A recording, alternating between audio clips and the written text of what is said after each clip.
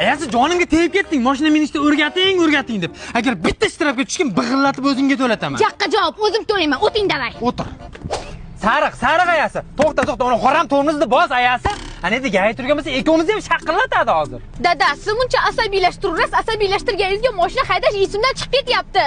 Aytganimda hayda ayasi bo'ldi. Oshiqcha, yur. Vau. O chiroyli yigit. Yuring qora bayramda aylantirib kelaman. Nima deyapsiz? Devshixon sal uyaling. Mustahkamgina oilam bor, ayasi. Xotinga xiyonat, vatanga xiyonat. Boring yo'lingizdan qolmang. Xo'pmi? Voy, qancha bu nomeringizni bering. Qanaqa telefon nomeri singlim? Biz 3 yildan beri vaqtli oilamiz, ha? 1,5 yildan beri basmi dadasi? Qo'yur, yosh bola ekan, aldab qo'yapman. Aha. Va singlim, meni ko'nglimga buni qora bayriz bilan kirolmaysiz, tushundingizmi? Bizning mashinam chakan emas.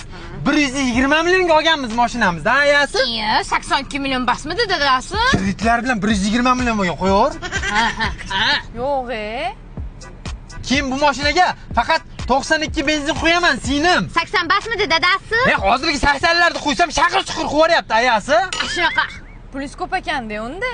Devishkaxon, shuni bilib qo'ying. Lopimdan 12 yildan keyin chiqsangiz ham, men faqat vafodor oilamda deyman, tushundingizmi? Bir umr deng dadasi, bir umr. Rahmat, gaplashamiz.